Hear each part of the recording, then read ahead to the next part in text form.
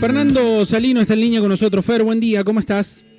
Buenos días, ¿cómo les va? ¿Cómo están? Bien, bien, todo bien por acá, Fer.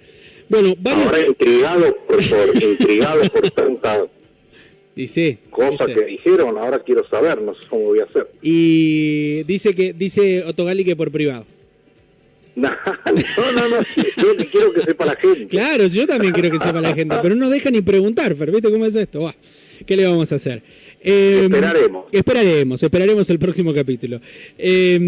Vamos a hablar de lo que ha dejado el Comité de Crisis con respecto a las nuevas medidas. Esto para reducir la cadena de contagios con las nuevas medidas principalmente se ha dado en la circulación y en algunas actividades puntualmente. Sí, yo creo que intenta seguir una lógica.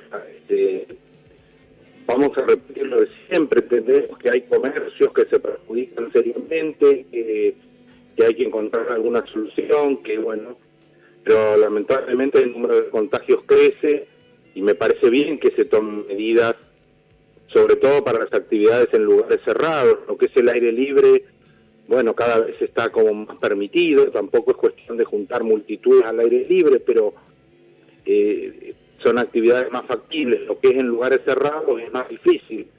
Felizmente el tiempo todavía es bastante benigno y permite el desarrollo de deportes y actividades que al aire libre todavía, digamos, es un refugio, es como una posibilidad de seguir haciendo algunas cosas, y en lo demás habrá que restringirse, habrá que atenerse a lo que inclusive se dispone desde el gobierno nacional y ver si con 15 días de un control serio y de fuertes limitaciones en la actividad se consigue detener una curva que está difícil para el país y también está difícil para San Luis. No sé, Cris, lo tenemos a Cristian desde la virtualidad. Fer, ahí está. De la misma manera que hace un rato hablábamos con la senadora Catarfamo, quería preguntarte tu opinión básicamente sobre esta disputa que se ha generado a nivel nacional y esta judicialización de la medida que había dictado a través del DNU el presidente Fernández y que la reta y el ala opositora termina no haciendo caso para tratar de continuar con la presencialidad. Si esto tiene que ver más con un tema de protocolos y de estatus sanitario, o es algo más político de lo cual trata de despegarse la reta respecto a la presencialidad o no.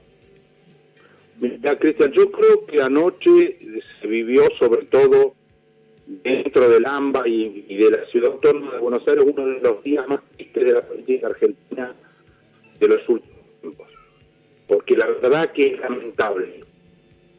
O sea, el nivel es terrible y además la gente, hay cosas que no tiene por qué digerir, digamos, y lo que está esperando es si el chico va al colegio o no va. Y judicializar esto en niveles que no corresponden, especular con el horario y tener a la gente hasta cualquier hora, que además dando consignas falsas, porque mañana todos a la escuela no es cierto. Claro, no es cierto, claro. Porque hay chicos que los lunes no van a la escuela por la diagramación escolar de cada establecimiento, porque hay chicos que están en burbujas y no tienen que concurrir a la escuela, porque hay chicos que son contactos hechos, entonces tampoco tienen que concurrir, que su programa virtual está funcionando perfectamente, y prenden la televisión y un señor que es autoridad en su ciudad le dice mañana todos a la escuela, y esto genera una incertidumbre muy grande, y este disparate de creer que todo el mundo está conectado por WhatsApp esperando lo que pasa, es una mentalidad de colegio chico que no sucede. No es así, la gente no vive conectada al WhatsApp esperando qué tiene que hacer al día siguiente. Es tan absurdo es que la ministra de la Ciudad de Buenos Aires, la ministra de Educación o la secretaria de Educación tiene que terminar reconociendo que ya va a ser muy difícil que al día lunes puedan arreglar lo planificado y que que de última vayan el martes. O sea, cualquier cosa. Claro. Una falta de seriedad absoluta y total. La verdad que uno tiene para ser dulce, porque escuchar las palabras del jefe de la Ciudad de Buenos Aires diciendo que un día de clase es sagrado, un día de clase es sagrado, Claro. es música para los oídos. Me imagino que después de esto reducirán el número de faltas permitidas, porque los chicos tienen 25 días para faltar, más la reincorporación, Claro. no sé qué, y si todo eso es sagrado, sepan que se están perdiendo cosas sagradas. Y las madres no corran a la directora a pedirle 15 días para ir a Disney, ni se vayan a ir a estar, ni se vayan al Mundial. Que cada día de clase es sagrado. Lo dijo el jefe de gabinete como si le fuera un pulmón en cada día de clase presencial supuestamente perdido. Lo cual es cierto, pero él no lo piensa.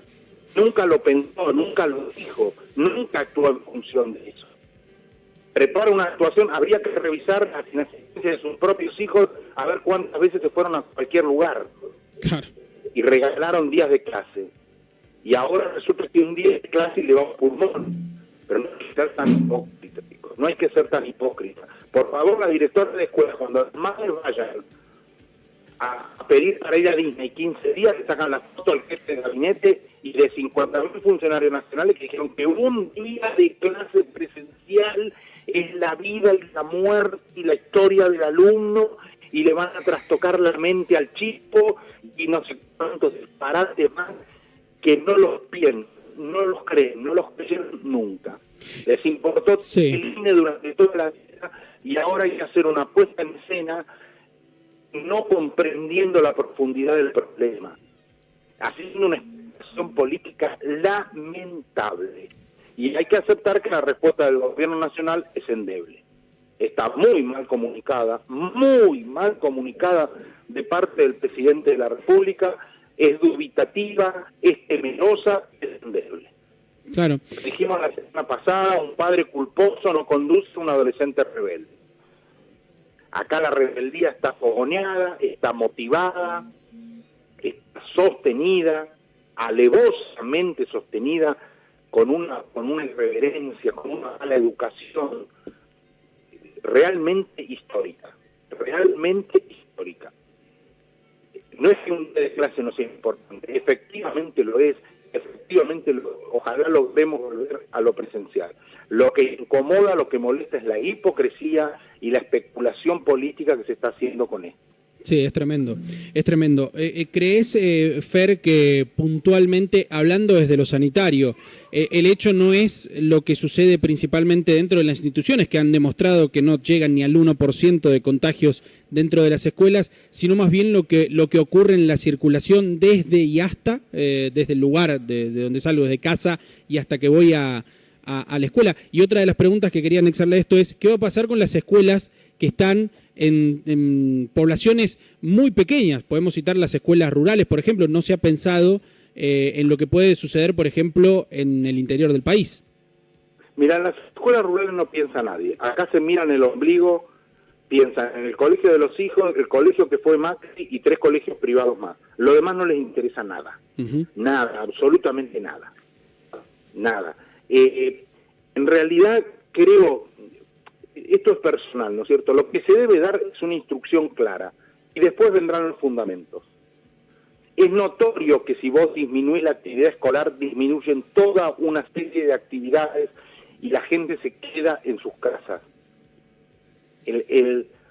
Cuando vos la instrucción es clara y a vos te dicen a las 20 horas te quedás en tu casa, si vos, yo en estos momentos de trabajo estoy en la ciudad autónoma de Buenos Aires, a las 7 de la tarde la gente se empieza a ir a la casa, 7:15 disminuyó la actividad y 7:30 solamente circulan los que están yendo a sus casas. O sea, el efecto se logra. Sí. La instrucción es clara y el efecto se logra.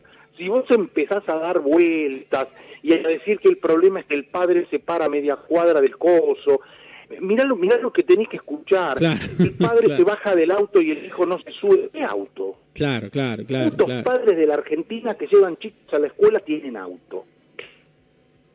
Sí, es un porcentaje menor, es menor. Hablamos siempre de los autos, de los colegios privados. ¿Cómo va a decir la ministra que hay grupos de WhatsApp donde le vas a avisar? ¿Cómo le vas a avisar a todos los alumnos de un colegio multitudinario de Buenos Aires a las 10 de la noche lo que hay que hacer al día siguiente?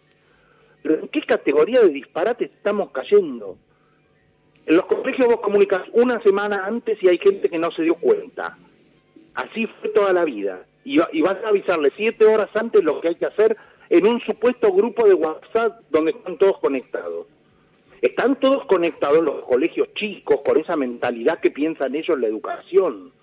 Claro. Los colegios que tienen 3.000, 4.000, 5.000 alumnos, lo que está diciendo es un disparate que la ciudadanía no tiene por qué tolerar.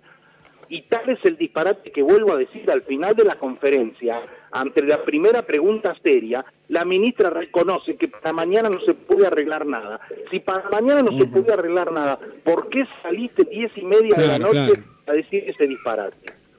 ¿Qué necesidad? Si la cuestión se puede arreglar para el martes, para el miércoles o para la semana siguiente.